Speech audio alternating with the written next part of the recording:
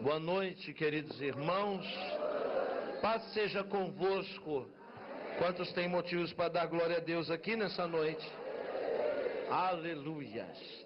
Sem delongas, vamos direto ao assunto, né? Jeremias, capítulo de número 38. Não podemos perder tempo nesta noite. Eu estou muito feliz de estar aqui de novo.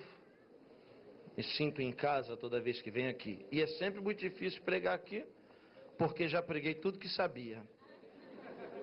Aí, eu já não tenho mais o que pregar aqui. O jeito é contar uma história.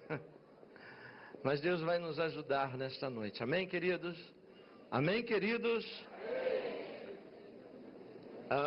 Jeremias capítulo 38, versículos 5 e 6. Apenas já será o bastante para nos embasarmos na ministração da palavra de Deus. Quem veio bater papo, diga aleluia.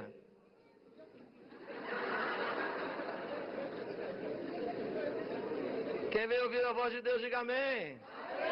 Quem veio perder tempo, diga glória a Deus. Tem uma coisa que me deixa muito feliz, é a sinceridade. Sinceridade é uma coisa que me assombra, sabe, queridos? E ser sincero é muito bom sempre. O que não é bom é ser desatencioso. Jeremias 38, dos 5 e 6 diz assim, a palavra de Deus ao nosso coração. Então disse o rei Zedequias, eis que ele está em vossas mãos, pois o rei nada pode contra vós outros. Tomaram então a Jeremias e o lançaram na cisterna de Malquias, filho do rei, que estava no átrio da guarda. Desceram a Jeremias com cordas. Na cisterna não havia água, senão lama. E Jeremias se atolou na lama. Amém? Feche seus olhos. Baruch hu Adonai Hamevorav, Leolan Vaed, Baruch Shen Kavodo, Malchut Leolan Vaed, bendito és tu, eterno nosso Deus, Rei de todo o universo, sua palavra dura para sempre. Bendito seja o seu nome e o seu reino jamais terá fim. Fale conosco nessa noite de uma forma clara, concisa, poderosa, objetiva. Ó Deus, fala não o que nós queremos ouvir, mas o que nós precisamos ouvir. Pelo poder que há na sua palavra, ninguém vai sair daqui da mesma forma que entrou. Vamos sair daqui abençoados em nome de Jesus para a sua glória. Amém. Só quem concorda diga amém.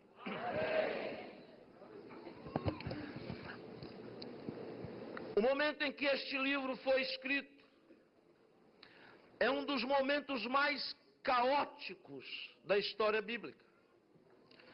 Jeremias é a última voz de um Deus que luta pela causa de seu povo. Jeremias é a última tentativa de Deus para reverter o coração obstinado do povo de Judá. A vinda da Babilônia e a destruição de Jerusalém era um fato iminente. Era algo que Deus já estava falando há muito tempo. Deus já havia levantado outros profetas.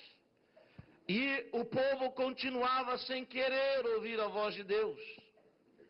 E Jeremias é essa última tentativa de Deus para tentar converter esse povo. É um profeta. E eu perguntei uma vez para Deus o que é ser um profeta. O que de fato quer dizer a palavra profeta. Dizem, e a Bíblia diz que profeta é um ministério. É um dos 5 ministérios descrito no livro dos Efésios. Mas eu disse para Deus o que de fato quer dizer um profeta. E Deus me disse, um profeta de verdade é alguém que tem que sentir o que eu estou sentindo.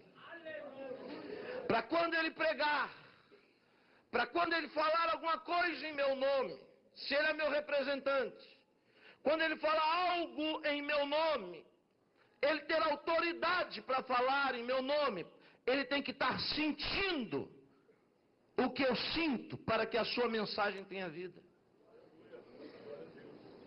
Então, Deus me levou a alguns trechos. Por exemplo, no livro do profeta Jeremias. Um dia Jeremias estava em um momento de oração e Deus disse para Jeremias: Jeremias, eu gostei desse cinto que você está usando, ele é bonito. O cinto, nos dias do profeta Jeremias, era símbolo de status, de honra.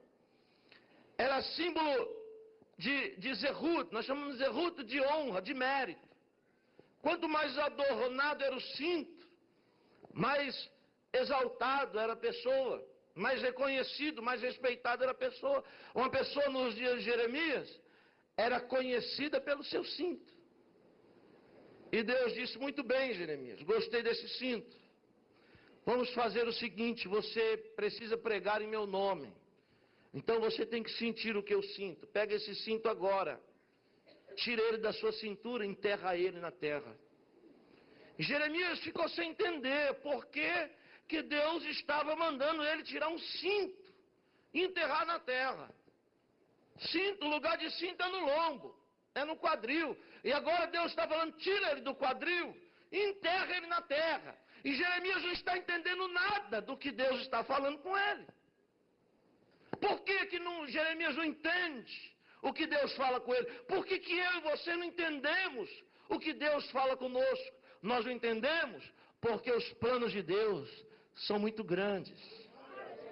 Porque os pensamentos de Deus não são os nossos pensamentos. Porque nós não temos capacidade intelectual para assimilar o plano de Deus de uma só vez. Então, Deus revela este plano por partes, por blocos. Nós não entendemos hoje, mas nós vamos entender amanhã. Jeremias está sem entender. E Deus não está à procura de alguém que quer entender o que Deus quer. Não. Deus está à procura de alguém que seja simplesmente obediente. E o obediente, ele obedece à voz de Deus, mesmo sem entender o que Deus quer que ele faça. Ele confia em Deus no escuro. Ele não fica pedindo explicações para Deus. Uma vez alguém me perguntou, não sei se vocês estão me ouvindo aí, eu acho que o som está um pouco abafado aqui. Mas alguém uma vez me perguntou: pastor, por que você não come carne de porco? É tão bom. E eu penso, deve ser bom mesmo. Só que com um detalhe: eu não como simplesmente porque Deus falou para mim não comer. Pronto. Já basta. Não precisa de mais explicação. Está me ouvindo, irmão? Você que veio aqui hoje atrás de uma explicação. Deus não nos deve satisfação. Ele está no controle de todas as coisas. E melhor é o final das coisas do que o princípio delas. Para sempre é louvado o nome de Jesus. E Jeremias, simplesmente, sem entender, obedeceu. Pegou o cinto, tirou, enterrou ele. E começou a andar sem honra, sem reconhecimento, sem mérito, na rua. Era esquisito aquilo. Mas depois de alguns dias, Deus disse para Jeremias: Jeremias, você se lembra do cinto? E Jeremias disse: ah, sim, sei. Você se lembra onde você enterrou ele? Jeremias disse: sim, lembro. Então vai lá e desenterra ele. Quando Jeremias foi até onde estava o buraco e desenterrou o cinto estava todo podre, estragado. E aí ele disse: mas Senhor, o cinto está estragado. Deus disse: muito bem, coloque agora ele na cintura. Mas Senhor, como eu vou usar um cinto podre, sujo e estragado desse na rua? Todo mundo vai olhar para mim, todo mundo vai me criticar, vai me questionar. Deus disse: não, coloque o cinto. Você é profeta, você tem que sentir o que eu sinto. Vai para a escola, vai para o trabalho, vai para o shopping, vai para a igreja com esse cinto. Todo mundo tem que ver você com esse cinto. E Jeremias diz: por que? Deus diz: porque tu é profeta e profeta tem que sentir o que eu sinto. É assim que eu estou me sentindo. A minha honra está apodrecida. A minha nobreza está estragada. O meu povo não quer saber de mim. Então, quando você pregar sobre essas coisas, você vai entender, Jeremias, o que é ser assim como o povo é comigo, porque você está vivendo a vergonha que eu estou vivendo. Profeta. A Bíblia fala de um outro profeta, Oséias. Já ouviu falar nesse? Dureza. Dureza. Oséias solteiro, Deus diz para Oséias: Oséias, muito bem, você é um profeta. E profeta tem que sentir o que eu sinto, não é? E Oséias diz: sim, Deus. Então, para você pregar e para sua mensagem ter mais unção, Oséias, faz o seguinte: tu é solteiro, chegou a hora de você se casar. E Oséias bateu uma mão na outra e disse: que beleza, que alegria me casar. Vou escolher uma irmãzinha lá da igreja abençoada e vou me casar. Deus disse: não, você não vai se casar com a irmãzinha da igreja. Oséias, você conhece aquele prostíbulo que tem do lado da sua casa? E Oséias já se arrepiou todo, disse: o quê, Deus? Como é que é? Sim, tu conhece aquele prostíbulo? Você vai entrar lá, está na Bíblia que eu estou pregando, e você vai se casar com a pior meretriz que tem lá dentro. Oséias diz: mas peraí, Deus, que fogueira é essa? O senhor quer acabar comigo? O senhor quer me arrebentar, me casar com a meretriz? Deus diz: sim, porque tu é profeta. Vai lá e se casa com ela. E outra, quando você se casar com ela, não a proíba de mudar de vida. Se case com ela, ande com ela de dia na rua, mas à noite permita que ela continue se prostituindo, Oséias. E Oséias ficou chocado com aquilo. Disse: mas meu Deus, como eu vou casar com a meretriz? Tem mais! Quando você andar com ela na rua, você ande com ela de mãos dadas, para todo mundo te ver. Tenha filhos com ela. E ande na rua com seus filhos, seus supostos filhos, diante de todo Israel. E Oséias disse para Deus: Deus, por que o senhor está fazendo isso comigo? Deus disse: porque tu é profeta, eu preciso de você. Mas Senhor, por que eu tenho que casar e viver tudo isso? Deus disse: é porque, para quando você pregar para Israel sobre infidelidade, você pregue com unção. Porque é assim que acontece com o meu povo. O meu povo me abandonou, está se prostituindo com outros deuses. O meu povo está tendo relacionamentos com outros deuses. E assim, quando você andar na rua, você vai sentir o que eu sinto. É assim que eu me sinto, Oséias, profeta de Deus. Eu me lembrei de um outro, Jonas. Jonas morava no reino do norte. Os ninivitas invadiram a cidade de Jonas e destruíram tudo, queimaram tudo, mataram as mulheres, arrastavam os homens no lombo do cavalo. Eram terríveis os ninivitas. E os ninivitas destruíram a família inteira de Jonas, extirparam.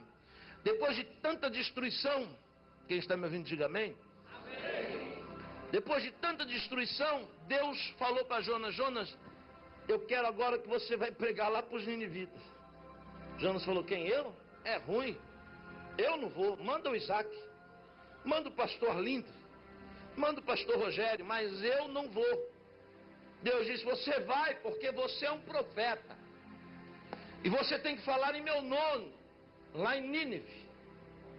E depois de tanta luta, que eu estou ganhando tempo, Jonas acabou indo. E quando Jonas foi, eu sempre digo, Jonas, na minha opinião, o maior pregador da história bíblica. Porque a mensagem de Jonas, não tinha teologia, não tinha unção nenhuma, porque ele estava com raiva. Eu nunca vi pregador com raiva ter unção. Jonas estava pregando, mas não queria que o povo ouvisse a mensagem dele. A mensagem de Jonas é uma linha, é um parágrafo apenas. A mensagem de Jonas era: se arrependa porque Deus vai destruir essa cidade. Jonas saiu na rua e gritava assim: ei, vocês vão se arrebentar daqui a 40 dias, hein?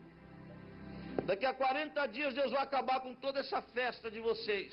Se vocês não se arrependerem, Deus vai acabar com tudo. Ele pregava isso assim pelos cotovelos, falando baixinho para ninguém ouvir mesmo. Mas eu digo que ele é o maior pregador, porque o maior pregador não é aquele que prega com eloquência. O maior pregador é aquele que traz resultados com a sua mensagem. E sabe o que aconteceu com essa mensagenzinha michuruca? Toda uma nação acreditou na mensagem dele e se arrependeu. E a Bíblia diz que os homens se vestiram com sacos, que até os animais e as crianças jejuaram para alcançar a misericórdia de Deus. E sabe o que aconteceu? Deus não destruiu Nínive. E Jonas ficou irado. Tão irado que ele falou: eu quero descansar no sol causticante do Oriente Médio. Deus fez um milagre, fez nascer uma planta que tinha folhas grandes, e essas folhas grandes deram sombra para Jonas, e Jonas se deitou debaixo daquelas folhas, ficou lá tranquilo, esfriando a cabeça, porque ele estava com a cabeça quente. Mas a Bíblia diz que Deus permitiu que um bicho brotasse no caule daquela planta, e de repente a planta murchou da noite para o dia, e Jonas ficou irado.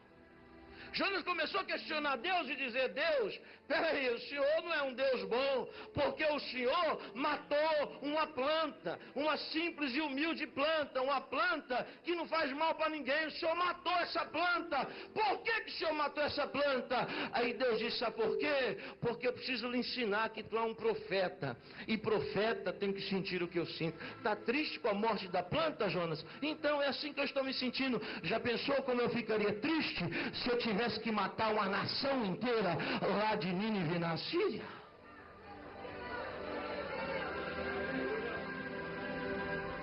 Jeremias é um profeta que tem 3 características primordiais. A primeira característica de Jeremias é no capítulo 1. Ele é um profeta relutante. Quando Deus vocaciona Jeremias, Jeremias está relutando com Deus. Ele está dizendo que na verdade ele não nasceu para aquilo. Ele está dizendo que na verdade ele não sabe falar. Quando ele diz: eu não sei falar, Deus, ele já tem 24 anos de idade. Ele está dizendo: Senhor, eu não sei pregar, eu não sei falar em teu nome. Deus disse: como você diz que não sabe?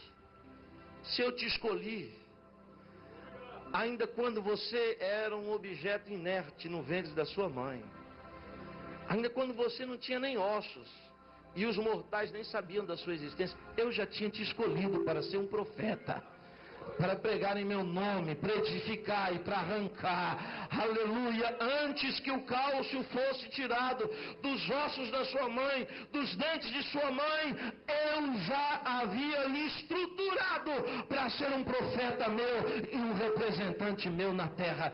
Jeremias, você não sabe de nada. Eu tenho certeza que quando eu estou pregando para as paredes, eu tenho certeza que Deus está me usando para falar com alguém aqui nessa noite. Alguém que está relutando contra o propósito de Deus. Alguém que está apresentando objeções, que está apresentando obstáculos para atender a voz de Deus. E Deus está mandando eu lhe dizer: não lute contra quem é mais forte do que você. No capítulo 9 do livro do Atos dos Apóstolos, Saulo de Tarsis, ele montou em um cavalo para matar cristãos em Damasco. No caminho apareceu a luz, era o Senhor, ele caiu do cavalo, e a voz dizia: eu sou Jesus a quem tu persegues. E aí vem a palavra de sentença: dura coisa é recalcitrares contra meus aguilhões. Em outras palavras, dura coisa é você querer lutar contra quem é mais forte do que você. Ninguém pode ver o Senhor de cima do cavalo, porque de cima do cavalo a gente olha as coisas assim. É por isso que Deus faz alguns caírem do cavalo, porque quando a gente cai do cavalo é bom, a gente olha as coisas assim, só assim para a gente enxergar e ver a glória de Deus na nossa vida. Segunda característica do profeta Jeremias, estou correndo. Jeremias, no capítulo 9, é um profeta chorão. Chorão. E é isso que deixa Deus feliz. Infelizmente, a teologia cristã foi contaminada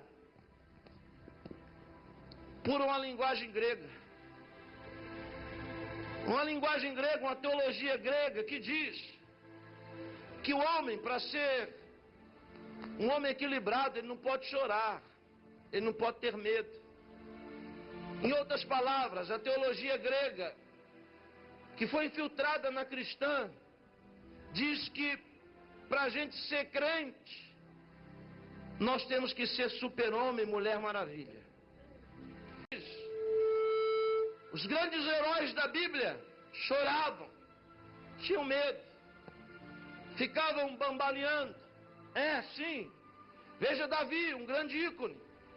E Davi diz assim em um de seus salmos: por que está abatido a minha alma dentro de mim?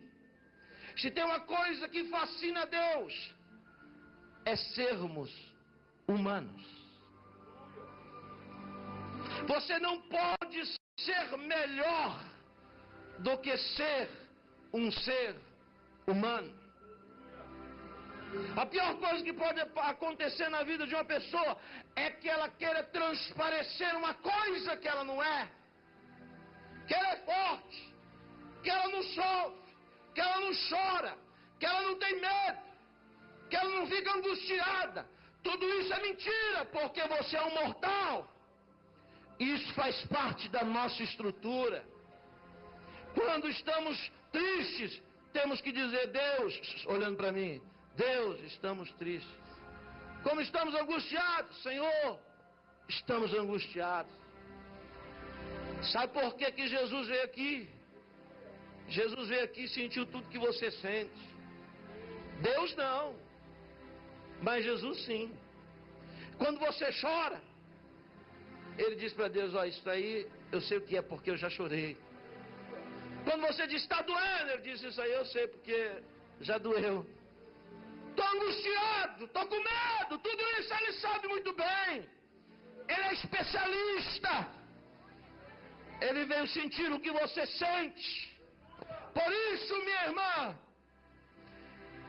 não existe nada melhor do que chorar. E eu aprendi, geralmente alguém que chora ou está sofrendo ou está cheio do Espírito Santo. E geralmente quem está sofrendo está cheio do Espírito Santo.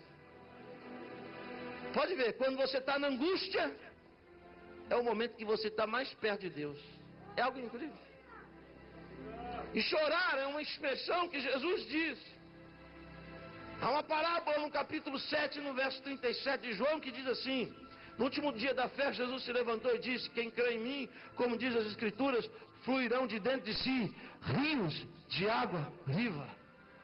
Logo nós entendemos que os olhos é a janela da alma. E que você pode enxergar alguém por dentro através dos seus olhos. Às vezes um olhar fala muito mais do que palavras. Então quando a gente chora, às vezes na igreja, uma palavra, um louvor, a gente começa a chorar. E é um choro gostoso, é algo forte. Sabe o que é isso? Isso é comunhão com o Espírito Santo de Deus.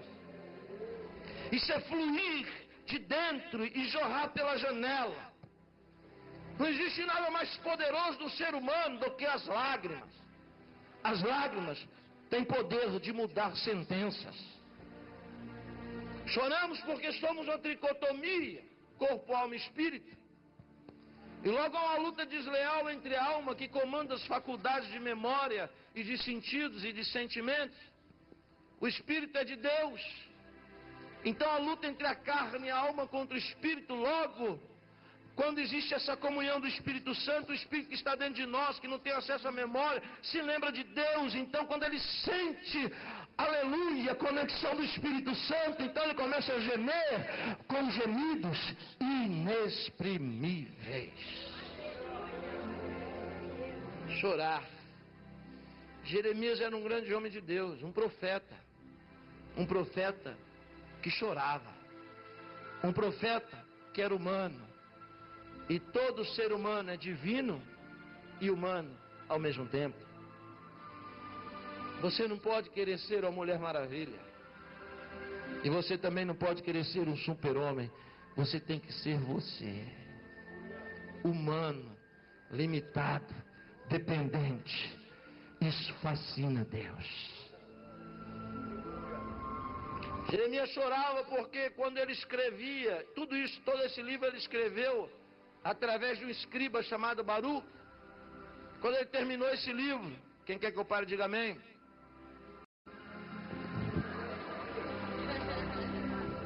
Mandaram eu parar ali. Quem quer que eu continue, diga glória a Deus. Glória a Deus! Ficar com a maioria, né? E olha que essa é velha, hein, irmão.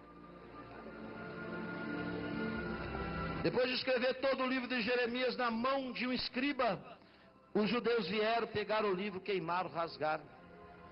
Ele começou a chorar e dizer: Deus, olha aí. Deus, olha aí.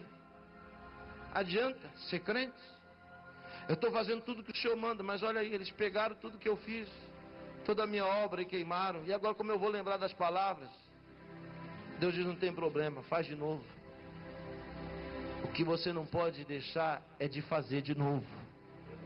É de tentar de novo, porque eu estou contigo também na segunda tentativa. Terceira característica de Jeremias, tudo isso é introdução, viu, irmão? Terceira característica de Jeremias, capítulo 16, profeta solitário. Solitário, sabe por quê? Porque existiam muitos outros profetas ali. Mas todos os outros profetas não profetizavam o que Jeremias profetizava. Jeremias não era corrupto. Jeremias não era um profeta vendido.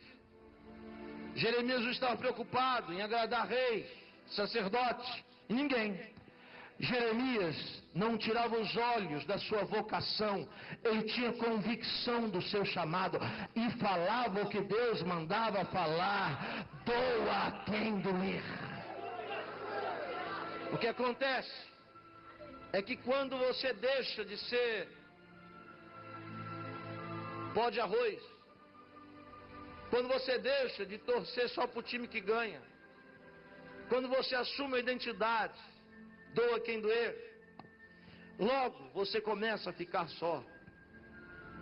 E a solidão é bom. Por que que Deus permite algumas pessoas saírem do nosso meio e desaparecerem? Lembra? Quando estava tudo bem, churrasquinho de final de semana, era tanto tapinha nas costas, era tanta gente te agradando, te bajulando daqui e de lá, não era assim? E por que que agora não é mais? Sabe por que não é mais? Porque você é profeta. E o profeta de verdade, ele fala o que Deus quer que ele fala. Ele sente o que Deus está sentindo, e por causa disso as pessoas se afastam, porque na verdade ninguém quer ou tem coragem de sentir o que Deus está sentindo. Todo mundo quer ser profeta, mas ninguém quer sentir o que Deus está sentindo. Todo mundo quer aparecer, mas ninguém quer encarar o rei. Profeta, nos dias de Jeremias, tinha muitos, como tem muitos por aí também. E eu não estou aqui colocando em xeque ninguém. Mas simplesmente porque Jeremias tinha algo que os outros não tinham. Imagine nos dias de Elias. Eu perguntei para Deus por que Deus levantou Elias. Se tinham 7.000 profetas de Deus que não beijaram os pés da estátua. Se tinha 7.000 crentes salvos. Se tinha 7.000 pentecostais. Se tinha 7.000 pessoas que eram remanescentes, santos, que não se misturaram. Por que Deus foi levantar Elias? Sabe por quê? Porque apesar de terem tantas qualidades, assim como muitos têm muitas qualidades, aqueles 7.000 profetas não tinham o que Deus precisava. Alguém está me entendendo aqui? Eram 7.000, eram, de Deus eram, mas Deus não encontrou em nenhum deles o que Deus precisava para mudar a história de Israel. Então Deus levantou Elias. Olha só, era como colocar 7.000 de um lado da balança e Elias sozinho do outro, e para Deus Elias pesar mais do que 7.000 profetas. Sabe o que Deus quer de você? Um diferencial. Tinha 7.000 profetas, mas ninguém tinha coragem de ir lá enfiar o dedo na cara de Acabe. Aí Deus precisou levantar Elias, o tesbita. Solitário como Jeremias. Jeremias era ultrajado, era chamado de tudo quanto é nome, porque não agradava o rei. Ele continuava apanhando, mas mesmo apanhando, ele não desistia de falar o que Deus queria que ele falasse. A ponto de alguém dizer: nós temos que dar um cabo na vida deste homem. Alguém teve uma ideia genial: vamos amarrar ele numa corda e vamos jogar ele dentro de uma cisterna. E quando pegaram, os invejosos pegaram Jeremias e amarraram ele. Jogaram ele dentro de uma cisterna. Graças a Deus que não tinha água, só tinha lama. E a Bíblia diz que na queda Jeremias se atolou na lama. Os invejosos. Tem muita gente lá fora querendo te paralisar, te amarrar, te prender e te jogar no fundo do poço. E pode ser que Deus tenha permitido que isso possa ter acontecido na sua vida. Mas eu preciso lhe dizer uma coisa: melhor é o fim das coisas do que o princípio delas. Pode ser que exista alguém aqui hoje que por uma circunstância, por uma situação de inveja, foi amarrado e jogado no fundo do poço. E o que pensaria Yosef Akiva no fundo do poço? Todo amarrado, atolado até o pescoço. O que pensaria eu e você? Olha, esse é o momento de fraqueza do profeta, porque ele é humano. Mas já aprendi uma coisa: o nosso adversário é um covarde. E é nos momentos de fraqueza que as batalhas da nossa vida é decidido. E como nosso adversário é covarde, ele sabe qual é o nosso ponto fraco. E você não vem me dizer que você não tem ponto fraco, porque você não é Mulher Maravilha nem Super-Homem. Todos nós aqui temos ponto fraco. Teu adversário te olha e vê qual que é o teu ponto fraco. Te estuda e vê qual que é o teu ponto fraco. E vai forçar para ganhar a peleja em cima do seu ponto fraco. Mas graças a Deus que o nosso Deus é fiel. E também conhece o nosso ponto fraco. E diz para mim e para você: diga o fraco, eu sou forte. E é na sua fraqueza que se aperfeiçoa e se manifesta a minha fortaleza. Aleluia!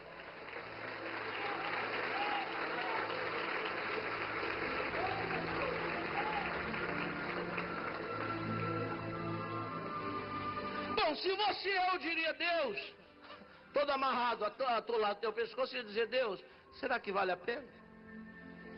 Será que vale a pena te servir? Será que vale a pena ser fiel? Porque os infiéis estão lá, sentados na mesa do rei, e eu estou aqui, amarrado e atolado até o pescoço.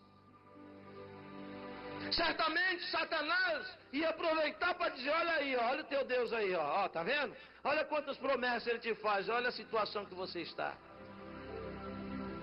Eu sei que eu não estou jogando palavras ao vento. Eu sei que essa é a batalha da história de alguém aqui no nosso meio. Eu sei que o diabo está dizendo para você o quê? Vê se vale a pena servir mesmo esse Deus. Porque olha aí a situação que você está. Você está até aqui, atolado até o pescoço, e esse teu Deus não faz nada com você. Se eu preciso lhe dizer que eu não vim passear em Vitória, eu vim aqui porque eu sou uma voz profética, a resposta de Deus para a sua vida.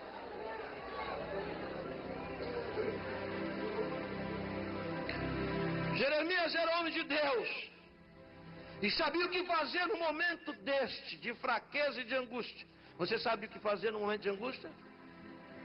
Jeremias sabia. Jeremias foi louvar a Deus. Qual o louvor que você cantaria atolado até o pescoço?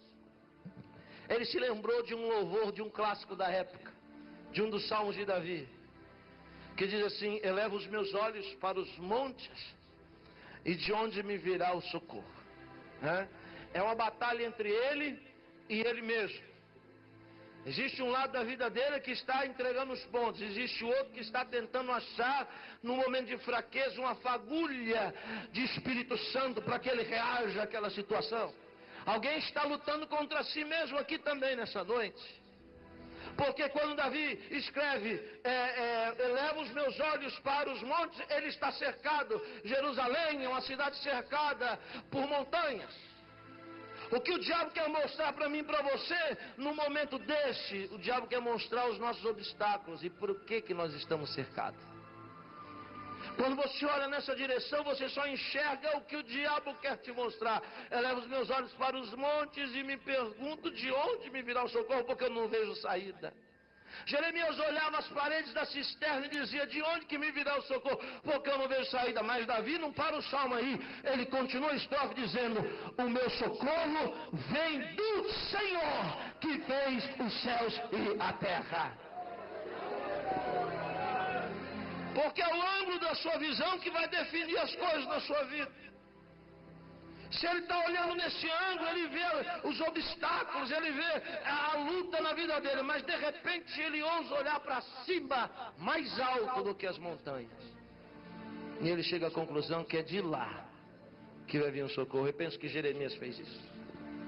É coerente o que eu estou falando, porque ele deve ter olhado para as paredes e se visto naquela situação, mas de repente ele lembrou que a cisterna tinha uma boca. Ele olhou lá para cima e viu a luz do dia e disse: meu socorro vai vir de lá. Vai vir lá de cima. Vai vir lá do Senhor. Aleluia. Alguém vai sair daqui hoje olhando para cima. Seu socorro vem do Senhor, aleluia. Amarrado, ali atolado até o pescoço na lama. Só que Jeremias não sabe, não está vendo, mas Deus está trabalhando para que a sua palavra não caia por terra. Eu vou dizer de novo para quem está atento à voz do Espírito Santo: Jeremias não sabe, mas Deus está trabalhando para que a sua palavra não caia por terra. Eu vou dizer para você também: você não sabe, você não está vendo, mas longe do seu alcance visual, Deus está trabalhando para que a sua palavra não caia por terra também na sua vida. Deus está movendo algo e você não sabe. Deus vai usar alguém e você não sabe. Porque a Bíblia diz que um homem etíope, Schwarz, eunuco, castrado, homem de confiança do rei, que cuidava do harém do rei. O seu nome é Ebed-Melech. Ebed-Melech quer dizer servo do rei. Porém, o texto original aparece uma palavra diferente, parecida, mas diferente. Ebed-Molor. Ebed-Molor, Molor e Meler parece ser a mesma palavra. Este homem, etíope, não conhecia o Deus de Jeremias. Porque Ebed-Molor quer dizer servo de Moloque. Moloque era uma divindade do Antigo Testamento, uma boca de bronze com fogo, e as pessoas queimavam crianças para esta divindade. Por isso que você não pode chamar o seu filho de moleque, porque moleque vem de Moloque. Quando você fala moleque, você está invocando essa divindade sobre aquela criança. Esse homem era ímpio, poderíamos dizer, não conhecia o Deus de Jeremias, mas foi o coração deste ímpio que Deus moveu para mudar a história do seu servo o profeta Jeremias. Deus tem na mão o coração do rei, mas tem na mão também o coração do eunuco. E prepare-se para o que eu vou lhe dizer.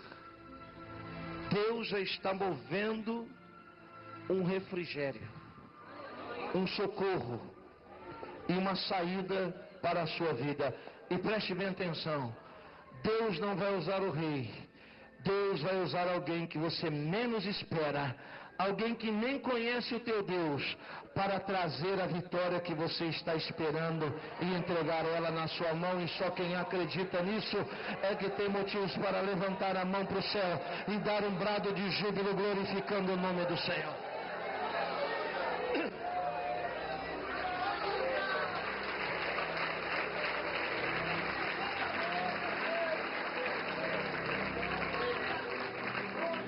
Quando não tem fiel para Deus usar, não tem problema. Ele usa os infiéis. Quando não tem alguém que a gente espera para Deus usar, Deus usa alguém que a gente não está esperando. Dá um tapa na mão de quem está ao seu lado e diz: então se prepara. Querendo os outros ou não, o que Deus tem que fazer na sua vida, Ele vai fazer. Aleluia!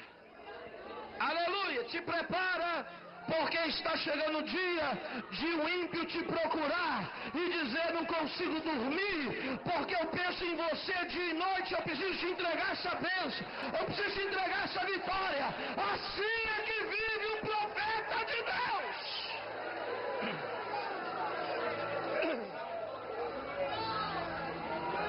Deus está trabalhando e você não está vendo. Jeremias atolado até o pescoço, esse homem chegou no rei e disse: rei, eu não tenho nada a ver com essa história, só preciso lhe dizer uma coisa. Esse Jeremias tem um Deus poderoso. Ei, tem alguém entendendo, né? Então a gente precisa fazer alguma coisa para tirar ele de lá, sabe por quê? Porque senão o Deus dele vai acabar com a gente.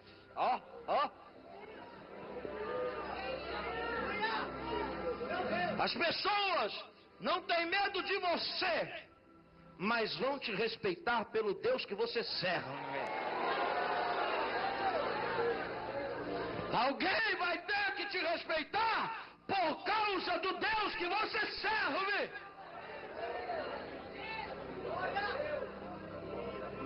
Então, rei, me permita tirar esse homem daquela situação, porque nós já estamos aqui numa situação caótica e se ele morrer vai ficar pior. E o rei viu aquilo como um conselho sábio. Disse para ele: então se você quer tirar, vai lá você e tira. Aleluia. Estou falando em parábolas. E quem tem ouvidos para ouvir, ouça. Pode ser que o coração do rei esteja endurecido.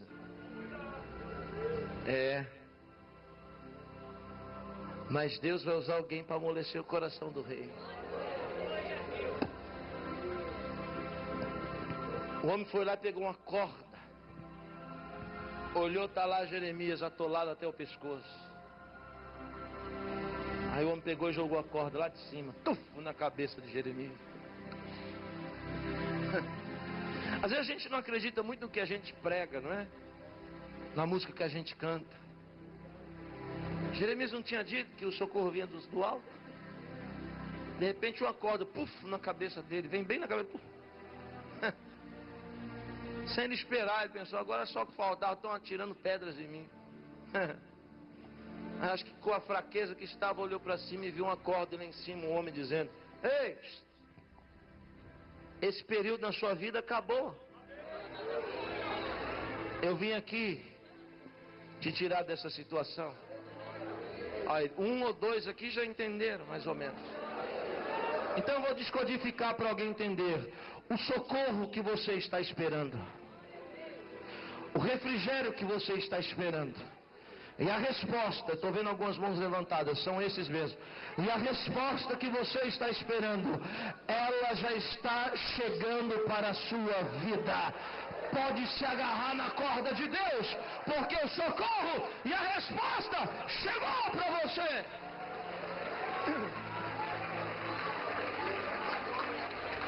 Bateu na cabeça e Jeremias olhou para cima e disse: quem é você? Disse: não importa, pega essa corda aí e bota debaixo do seu braço. O homem está todo machucado. segura essa corda aí. Jeremias, penso eu, na coerência dos meus pensamentos, deve ter atracado na corda e dito naquela anseio de sair daquela situação, eu acho que ele se agarrou. Aí ele disse, pode puxar, e o homem...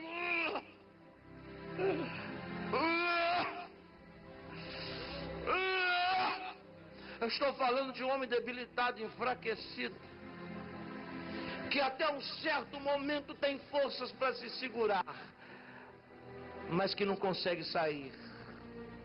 E com certeza solta, não aguenta o seu peso e cai e se atola mais ainda.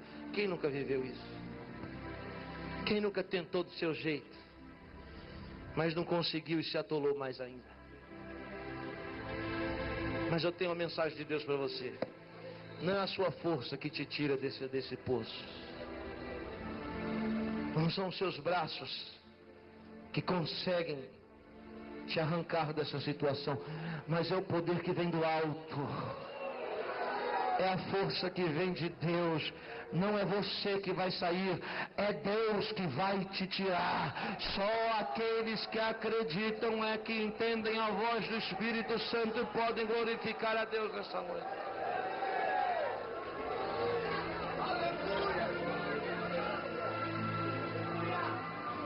O profeta disse, é verdade, tu não consegue. Ou melhor, o ímpio disse, é verdade, tu não consegue. Peraí, foi lá e fez uma corda de pano macia e falou para ele, bota essa corda agora debaixo do seu braço.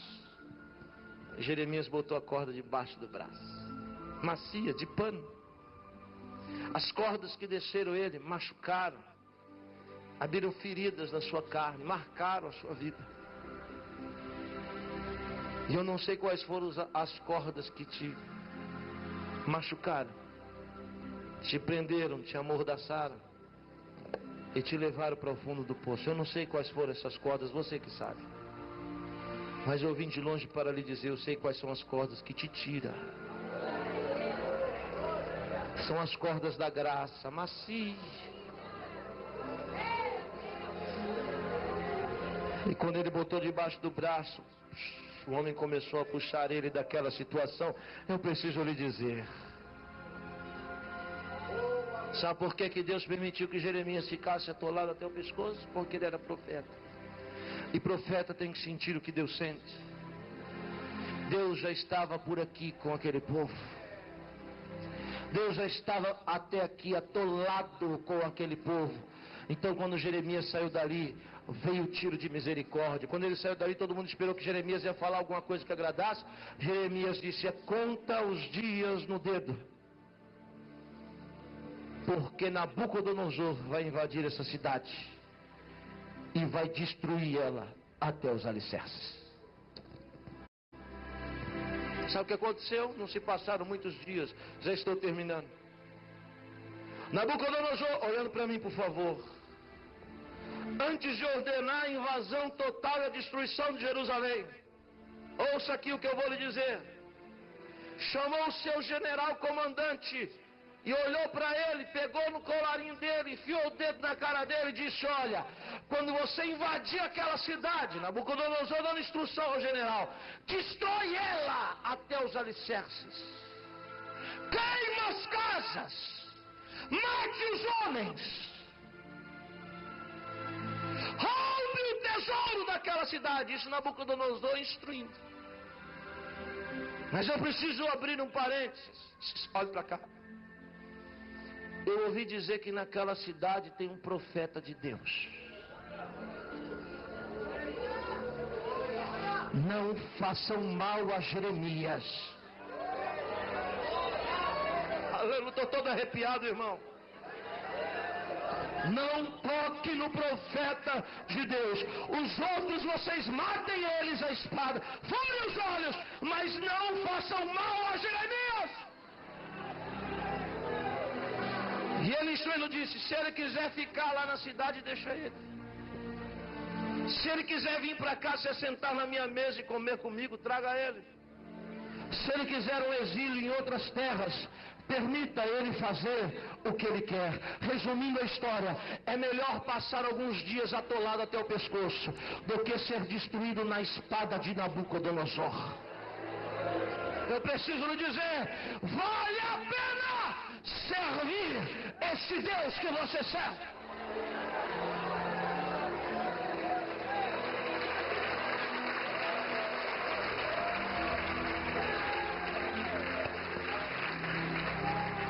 Eu não quero cansar você hoje. Deus vai me dar graça para pregar muito amanhã. Amanhã eu quero falar de alguns segredinhos da Bíblia com você. Amanhã eu quero falar com você por que Deus deu Jesus. Quem foi o culpado, entre aspas, de Deus dar Jesus para nós? Foi um homem da Bíblia. Um homem que Deus desafiou ele e ele desafiou Deus. E por causa disso Deus teve que responder mandando Jesus. É forte o que eu vou dizer amanhã. Eu vou contar os 3 segredos da vida de Abraão. E você vai entender muito o mistério da Bíblia. Fique de pé agora, por favor.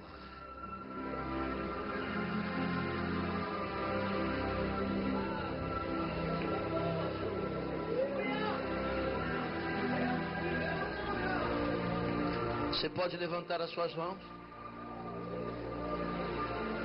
olhar para o alto, ainda com os olhos fechados, você pode ver a boca desse poço.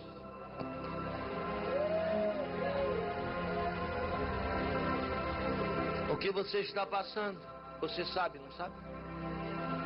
Isso é porque você é homem de Deus e mulher de Deus. Você não consegue enxergar o desfecho das coisas na sua vida. Você não enxerga agora, mas você vai entender depois. Certamente Jeremias não entendia por que ele estava no fundo do poço, atolado até o pescoço, mas depois ele entendeu. E Deus está permitindo algumas coisas na sua vida que você não entende agora, mas você vai entender logo. Porque quando sua mão se levanta, a corda de Deus desce sobre você. Eu queria que você dissesse alguma coisa para Deus agora em poucos minutos. Eu queria que você tivesse coragem de assumir as suas fraquezas, a sua humanidade. Nunca tente transparecer uma coisa que você não é. Seja você. Está com medo? Diga que está com medo. Está inseguro? Diga que está inseguro. Quer chorar? Então chora. Você tem que ser você. É isso que fascina Deus. Olhar para aquilo que Ele criou da maneira que de fato aquilo é. Então, profeta, mulher de Deus, você precisa dizer alguma coisa para o Senhor. Alguém que está relutando com Deus. Alguém que está apresentando resistências para a voz de Deus. Ou talvez alguém que se sente só. Que chegou aqui indagando e perguntando: Deus, por que eu sou tão só? Por que não dão certo as pessoas que se aproximam de mim? Por que essa solidão? Aleluia.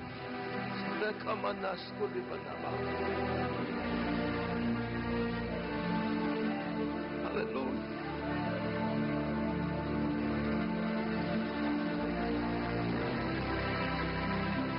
Você está esperando o quê?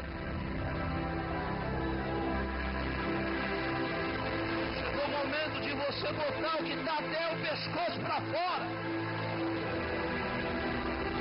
Chegou o momento de você colocar para fora isso que está te atolando. Eu não sei no que você está atolado.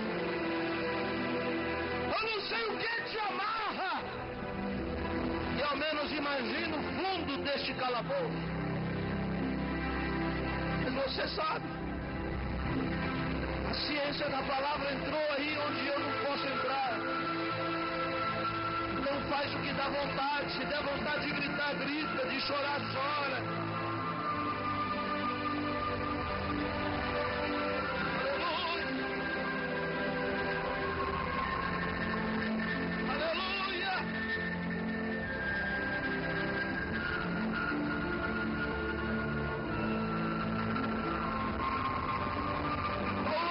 Você vai cantar agora.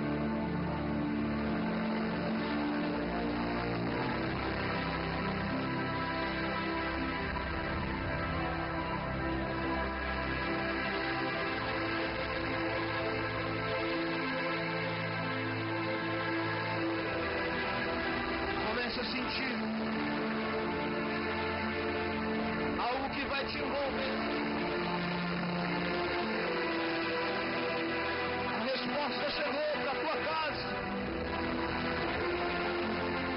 Deus não te chamou para morrer atolado.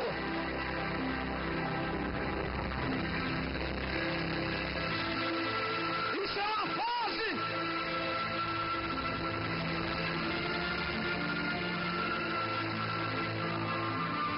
Eu vou deixar você adorar.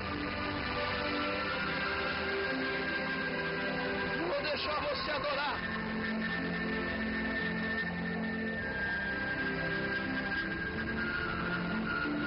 Não desista. Não mude com a circunstância. Não mude com a situação. Em Jeremias. Em Jeremias. Deus está à procura de Jeremias aqui nesta noite.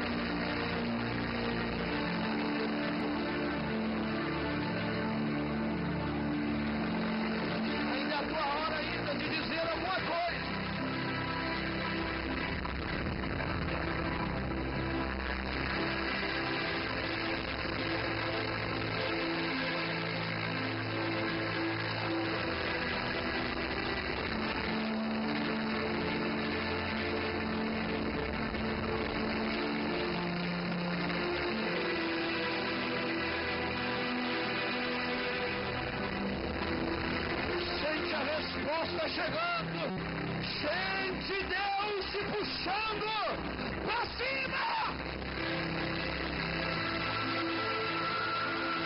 para cima.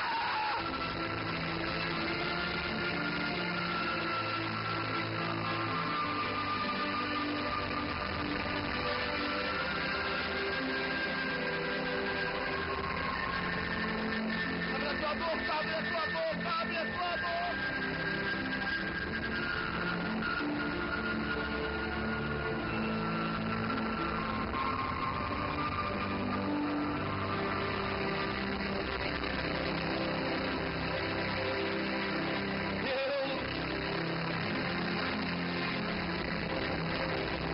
Lágrimas que escorrem no rosto do teu povo.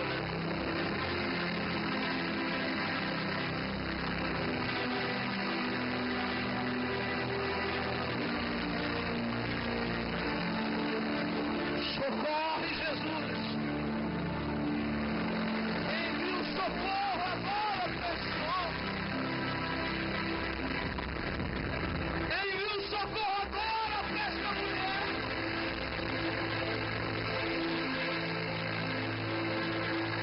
Porque alguns entraram aqui no seu limite.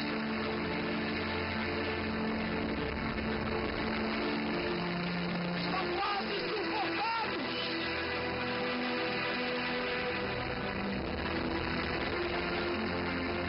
Então envia a corda do socorro agora.